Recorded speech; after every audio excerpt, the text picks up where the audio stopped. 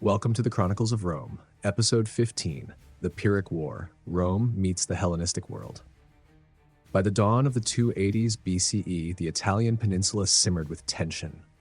Rome stood triumphant after decades of war, its legions blooded, and its authority secured across central Italy. Samnium lay broken, Etruria had bent, Latin roads pulsed with movement, and the heart of the Republic beat louder than ever. But in the south, another world persisted. A world of marble temples, Doric columns, and bustling harbors where Greek dialects echoed between merchant stalls. Tarentum, richest of the cities of Magna Graecia, was more than a port. It was a beacon of Hellenic pride, defiant and proud, its people heirs to Spartan settlers and Aegean trade. In 282 BCE, a Roman fleet entered the Gulf of Taranto, possibly by accident during a storm, possibly deliberately, during the Dionysia, Tarentum's sacred festival to Dionysus. The Tarentines viewed this as a clear violation of an existing treaty that forbade Roman naval presence in their waters. In response, Tarentine forces attacked, damaging several Roman vessels and capturing prisoners who were then paraded and mocked. When Roman envoys arrived to protest, they too were publicly humiliated. The insult was intolerable. The Senate acted. War was declared. Tarentum, aware it could not stand alone against the Republic, dispatched envoys across the Adriatic. Their plea was clear: summon a champion, and Pyrrhus answered. Pyrrhus of Epirus, kinsman of Alexander the Great, soldier, philosopher, and restless seeker of glory, crossed the Ionian Sea with visions of empire. In 280 BCE, he arrived in Tarentum with a formidable Hellenistic army, approximately 20,000 Macedonian phalanx infantry, 3,000 Thessalian cavalry, 2,000 archers, 500 elite Cretan slingers, and 20 war elephants, the first such beasts the Romans had ever seen. These elephants were brought by sea and created awe among local populations, both feared and revered. Tarentum rejoiced. Rome took notice. The Senate appointed Publius Valerius Laevinus as consul. Legions were raised from Latium and Campania. Rome would not be cowed. The two armies met near the Cirrus River by Heraclea. The battlefield was shaped by the terrain. Open plains broken by the riverbanks and scattered low ridges. The Romans had to cross the Cirrus under missile fire, with cavalry first to test the defenses. The river crossing delayed their full deployment. Pyrrhus anchored his phalanx between two low ridges, taking advantage of the natural elevation to protect his flanks and narrow the Roman advance. He deployed his archers, elite Cretan slingers, and peltasts to screen the front and harass Roman forces as they crossed the river. Initial cavalry feints on the wings were designed to provoke Roman movement, drawing them into uneven terrain where the Macedonian phalanx could hold firm against fragmented Roman attacks. His cavalry and elephants remained in reserve. Laevinus deployed his legions in the triplex aces formation: hastati, principes, triarii with cavalry on the flanks and allies in support. The battle began with a Roman cavalry charge across the river, spurred in part by Pyrrhus's initial cavalry feints on the flanks that lured Roman forces into premature movement. Pyrrhus had carefully chosen his position between two ridges and utilized the river as a natural obstacle, forcing the Romans to cross under a barrage of missiles. As Roman cavalry gained temporary success, they were soon repelled by Thessalian horsemen. When the infantry engaged, Pyrrhus's Macedonian phalanx, anchored in elevated terrain, held firm against the more flexible manipular legions.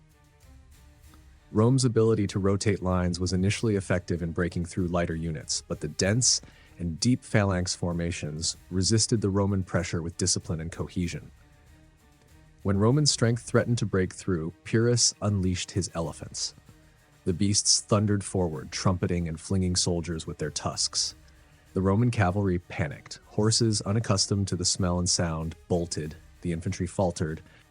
Amid the chaos, a Roman officer nearly struck Pyrrhus down, a moment that could have changed the course of the war. Roman losses at Heraclea were estimated at around 7,000 dead, while Pyrrhus's army suffered approximately 4,000 casualties, though many were elite units. These staggering losses underscored the steep cost of victory and foreshadowed the limits of Pyrrhic ambition. The king, anticipating danger, had switched armor with his companion Megacles. Megacles was killed, causing confusion among Pyrrhus's troops, who briefly believed their king dead, until Pyrrhus reemerged to rally them. The field was strewn with dead. Though his core units were disproportionately affected, he had won, but at a cost. "If we are victorious in one more battle with the Romans," he is said to have muttered, "we shall be utterly ruined." Thus was born the term a Pyrrhic victory. But Rome replenished. Its alliance network held strong. Capua, Nola, and other Latin colonies responded rapidly to consular calls for levies. The Republic's ability to draw on allied manpower through a complex web of federa and its established system of Latin colonies across Italy allowed it to replace battlefield losses with remarkable speed. This capacity for rapid replenishment became a defining trait of Roman strategic resilience, enabling the Republic to continue fighting despite tactical setbacks. Nola and Rhegium stayed loyal. Latin colonies supplied troops. Another consul was elected. A new army formed. The war continued. Among those who answered Pyrrhus's call were the Samnites and Lucanians, long resentful of Roman control.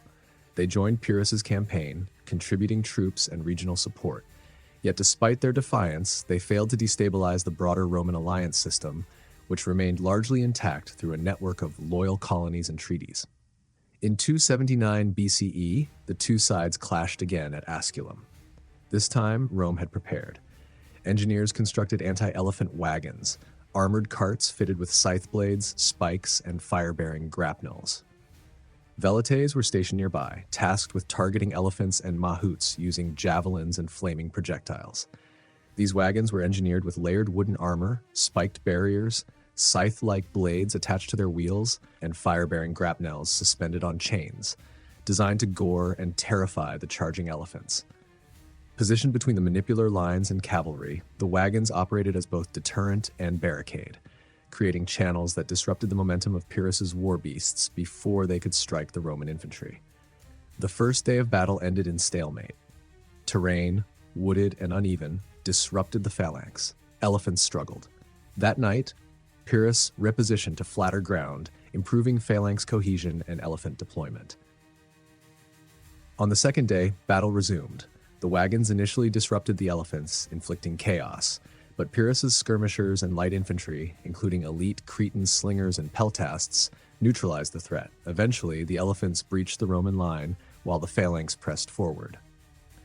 Rome was forced to retreat. Pyrrhus had won again, but lost another 3,500 men. Roman casualties neared 6,000. The weight of victory bent him. Seeing no decisive end through war alone, Pyrrhus turned to diplomacy. He sent Cineas, his gifted orator and a student of Demosthenes, to the Roman Senate. Cineas offered peace and prisoner exchange. Many senators considered it. But Appius Claudius Tacus, ancient and blind, was carried into the Curia. "Never shall Rome be ruled by a foreign king," he thundered. The Senate refused. Pyrrhus would not find peace. During this period, Rome's political system was evolving under pressure. The war intensified debates between plebeians and patricians over military leadership and citizenship rights. The need for continuity in command helped normalize the extension of imperium through the proconsulship. The Pyrrhic War also unfolded against a backdrop of mounting domestic tension between Rome's patricians and plebeians. In 287 BCE, just before Pyrrhus's arrival, the passage of the Lex Hortensia gave binding legal power to resolutions passed by the plebeian assembly. This landmark reform helped resolve the conflict of the orders and signaled a republic increasingly defined by legal integration and citizen inclusion, an internal cohesion that Pyrrhus underestimated. In 278 BCE, Sicilian Greek cities, including Syracuse, invited Pyrrhus to expel the Carthaginians. He accepted. In Sicily, he seized Panormus, Eryx, and pushed Carthaginian forces back to Lilybaeum, but he failed to take the fortified port. His harsh rule and authoritarian demands soon alienated his allies. The Sicilians turned against him. Pyrrhus sailed back to Italy in 276 BCE. There, the Romans were ready. In 275 BCE, Pyrrhus attempted a surprise night march on the consul Manius Curius Dentatus near Beneventum. The maneuver failed due to poor terrain and visibility. At dawn, Roman scouts discovered the disoriented Epirote army. In the ensuing battle, Pyrrhus launched his elephants, but Roman troops using flaming projectiles and coordinated javelin fire targeted the beasts. Wounded and panicked, the elephants trampled Pyrrhus's own lines. Dentatus ordered a counterattack. The Roman legions surged. Pyrrhus's forces broke. He fled to Epirus. Rome had won. In 272 BCE, Tarentum, now alone, surrendered. The city was treated with leniency. Rome allowed limited self-governance under close supervision, integrating it into the broader alliance system of Magna Graecia. Heraclea and Pyrrhic followed. The Greek cities of southern Italy were brought into the Roman fold. Some became allies under Federa, others received varying degrees of autonomy or civitas sign suffragio. Roman garrisons ensured order. Latin became the lingua franca. Rome adopted aspects of Greek culture, even as it reshaped Greek independence. Back in Tarentum, internal political collapse followed Pyrrhus's retreat. Factional disputes flared. Roman oversight soon replaced civic autonomy. A garrison was established and local governance became tightly monitored by Roman officials. Pyrrhus had hoped to fracture the Roman alliance system by rallying the Samnites, Lucanians, and Bruttians. But the system held. Rome's federated web of treaties, shared citizenship structures, and Latin colonies proved too cohesive. The loyalty of allies was a cornerstone of Rome's endurance. Pyrrhus, for all his brilliance, lacked naval dominance. He could not challenge Roman or Carthaginian fleets. His limited maritime capacity meant he could never fully control southern Italy or Sicily's coasts. His economic resources also waned.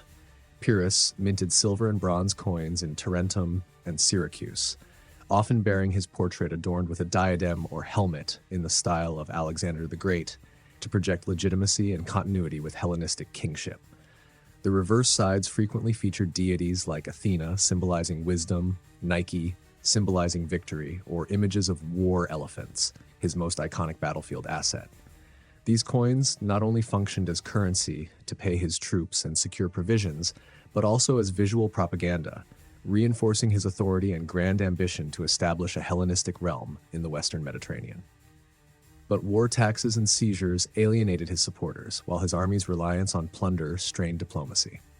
Even in retreat, his influence lingered. His use of elephants and deep phalanx tactics would be studied by future Roman generals. Rome's military reforms, including the incorporation of skirmishers and cavalry maneuvers, reflected this contact. The comparison between the rigid phalanx and the nimble manipular system would become a foundational lesson in Roman military doctrine. Beyond tactics, Pyrrhus brought with him philosophers, artists, and actors. Hellenistic culture seeped into the Republic. Though Rome had repelled the king, it embraced his world. Scholars such as Plutarch and Dionysius of Halicarnassus differ in tone.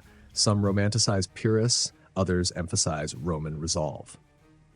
Modern historians like T.J. Cornell and Adrian Goldsworthy highlight the strategic legacy of the Pyrrhic War as a crucible that forged Roman resilience. They note that Rome's ability to endure multiple costly defeats without collapsing underscored its unique political and military flexibility, setting a precedent for how the Republic would face future Hellenistic adversaries. Pyrrhus would not live to reclaim his ambitions.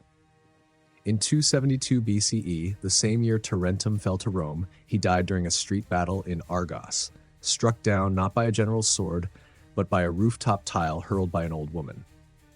His end, sudden and unceremonious, stood in stark contrast to the grandeur of his dreams.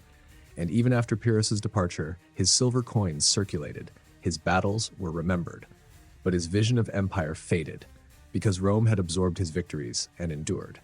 But remember this: before Rome ruled empires, before its name echoed from Britain to Babylon, there was a time when one man, backed by elephants, phalanxes, and the legend of Alexander, tried to stop it. Pyrrhus failed, and in his failure, Rome found its future. This has been the Chronicles of Rome. Join us next time as we uncover the institutions, laws, and cultures forged in the wake of war. From the formalization of the cursus honorum to the expansion of Roman citizenship rights, setting the stage for a republic built not only on conquest, but on structure. For after defeating a king, the republic turned its mind inward, to refine, to regulate, and to rise. Because power must be governed, or it governs you.